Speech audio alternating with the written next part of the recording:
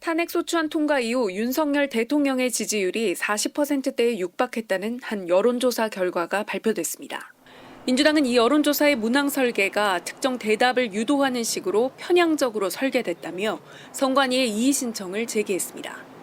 문제가 된 부분은 윤 대통령 체포영장에 대한 불법 논란에도 공수처가 현직 대통령을 강제 연행하는 것을 어떻게 생각하냐는 문항입니다. 이에 대해 선관위는 질문지 구성 등을 검토한 결과 문제가 없다고 판단해 이의 신청을 기각했습니다. 민주당은 당내 여론조사 검증특위를 구성해 여론조사 왜곡과 조작 등에 대응하기로 했습니다. 다만 내일 선관위에 이의 신청을 했던 여론조사 회사를 찾아 실태조사를 하기로 했다가 취소했습니다. 한편 선관위는 개엄 당일 선거연수원에서 중국인 간첩 99명이 체포됐다고 보도한 인터넷 매체 언론사와 기자를 명예훼손 등의 혐의로 고발했습니다. 선관위는 사실관계 확인 없이 보도하고 유포해 부정선거 의혹을 증폭시키고 사회 분열을 부추겼다며 엄벌이 필요하다고 밝혔습니다. 해당 보도와 관련해 주한미군 사령부도 완전히 거짓이란 공식 입장을 내놨습니다. KBS 뉴스 손서영입니다.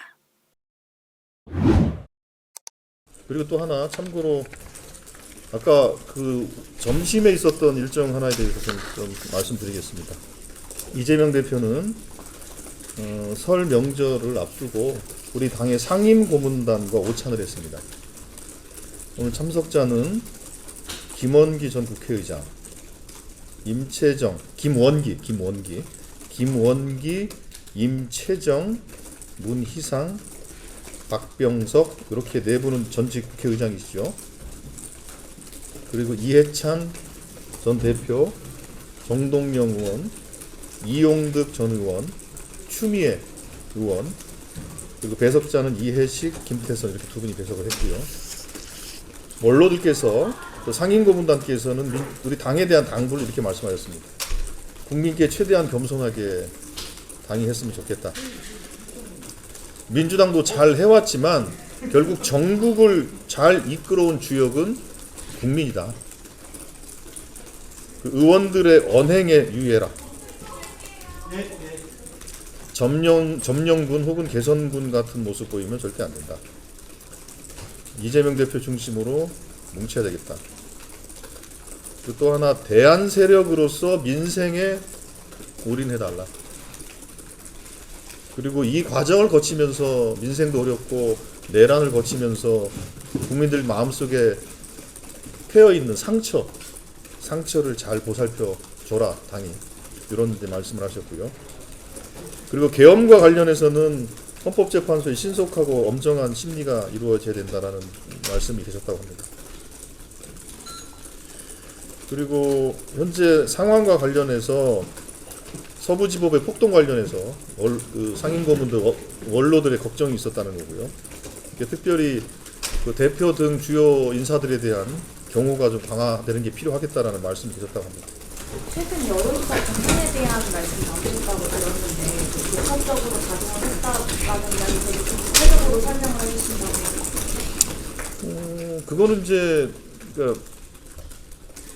일단 여론조사에 응답하는 분들이 그러니까 표집된 분들이죠. 표집이라고 하지 않습니까? 표집된 분들이 보수는 상당히 활성화되어 있고 진보와 중도는 비활성화되어 있고 그 원인이 뭔가를 떠나서 그게 어쨌든 표집된 소위 이념 성향의 응답자들을 통해서 확인할 수 있는 거잖아요. 그거는 그렇잖아요. 근데 왜 이런 현상이 벌어졌을까? 그거는 뭐 첫 번째로는 그것도 두 가지 의미가 있을 겁니다. 하나는 각 주체 보수적인 생각을 갖고 계신 분들은 이 상황이 보수의 계멸로 갈 것이라는 걱정이 하나 있을 것이고, 그리고 이 국면이 진영 간의 대결에 있어서 밀리면 안 된다라는 결집 효과가 당연히 하나 있는 것이고, 두 번째로는 우리 진보 지지자들의 경우에는 이런 정치적 과정을 거치면서 일종의 정치적인 이 결과들을 내왔지 않습니까? 결과들을 내오니까 그 과정들에 대한 것들이 하나 있는 것이고, 그래서 각기 이제 이념 집단마다 그런 약간 상반된 태도들이 현 국면에서 벌어지고 있는 거고, 그리고 뿐만 아니라 이제 그렇게 되고 나서 그럼 민주당이 그러면 그 이후에 그러면 어떤 비전을 너네들이 대한민국을 위해서 보여줄 수 있는 거냐, 그거에 대한 만족도가 떨어지는 측면도 분명히 있는 거죠. 그런 것들에 대해서 우리가 복합적이다라고 이해를 하는 것이고, 그렇기 때문에 상임고문 같은 분들도 민생에 좀 집중하는 게 필요하겠다. 그리고 여론조사 결과라는 것에 대해서 가볍게 생각하지 말고 겸허히 받아들여. 그렇죠. 그러니까 그거를 그냥 가벼이 여기지 말고 겸허히 있는 그대로 받아들이라는 그런 메시지신 거거든요. 그렇죠. 그게 그 상임고문님들의 말씀이 저희들은 옳다고 생각합니다. 저희들이 그래서 좀 더 노력하고 민생을 더 챙기고 이 대한민국의 이 어려움과 위기를 극복해 나가는 데 있어서 저희들이 더 노력하겠다라는 그런 생각을 하는 거죠. 계엄 사태 이후 격차가 크게 벌어졌던 양당 지지율. 최근 다시 오차 범위 내로 좁혀졌습니다. 한국갤럽 조사 결과 2주 전 조사보다 국민의힘은 10%포인트, 민주당은 12%포인트 차이를 보이며 계엄 전 수준으로 돌아갔습니다.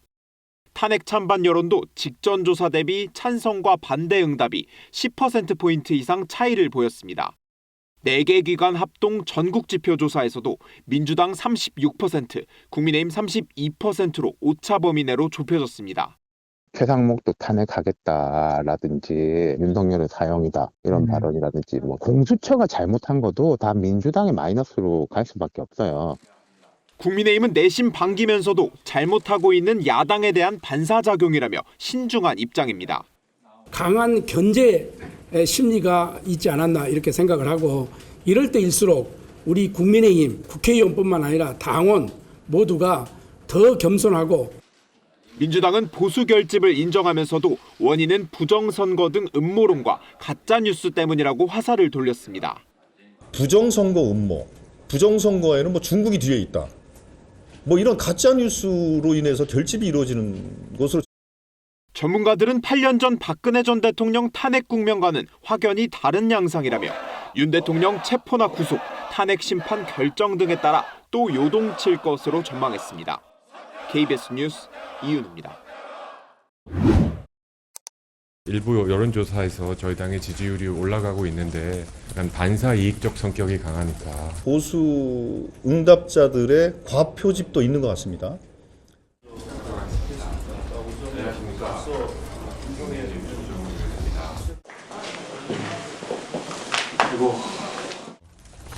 또 특히 한 가지 말씀드리고 싶은 건 지금 일부 여론조사에서 저희 당의 지지율이 올라가고 있는데 어떻게 보면 약간 반사이익적 성격이 강하니까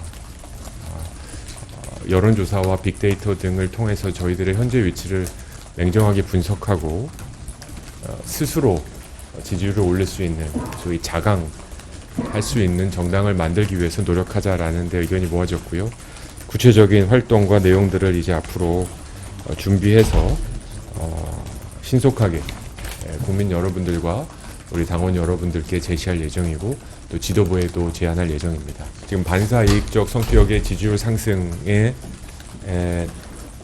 만족할 상황은 전혀 아니다.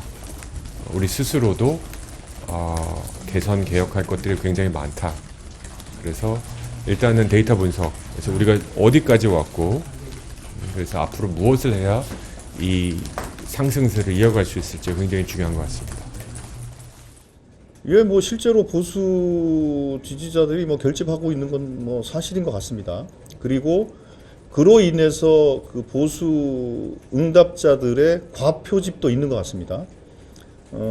아마 추세적으로 보면 그 갤럽 조사 그러니까 동일한 조사는 보통 이제 평균적으로 뭐 보수 응답자, 중도 응답자, 진보 응답자들 대략적인 표본이 있지 않습니까? 그 표본에 이번에 상당히 큰 변화가 있었습니다. 그렇기 때문에 뭐 그것도 어떤 측면에서 보면 보수의 결집이고 그로 인한 보수의 과표집이 있는 것이고, 그런데 문제는 그렇게 결집하고 있는 것이 뭔가 무슨 정당한 어떤 콘텐츠나 내용을 가지고 결집하는 것이 아니라 부정선거 음모, 부정선거에는 뭐 중국이 뒤에 있다, 뭐 이런 가짜 뉴스로 인해서 결집이 이루어지는 것으로 저희들은 이해를 하고 있습니다. 그래서 어제 특이하게 의장께서 직접 선관위 사무총장한테 몇 가지 질문하신 것도 바로 그런 측면입니다. 그래서 그렇게 유지되고 있는 결집은 제가 보기에는 곧 무너질 것이다. 저는 그렇게 생각을 하고 있습니다. 그러나 이 상황에 대해서 저희 민주당이 최대한 또 국민과 함께 호흡하면서 이 문제를 해결하기 위한 또 능력을 또 보여주는 것이 저희들한테 필요한 일이다 이렇게 생각하고 있습니다.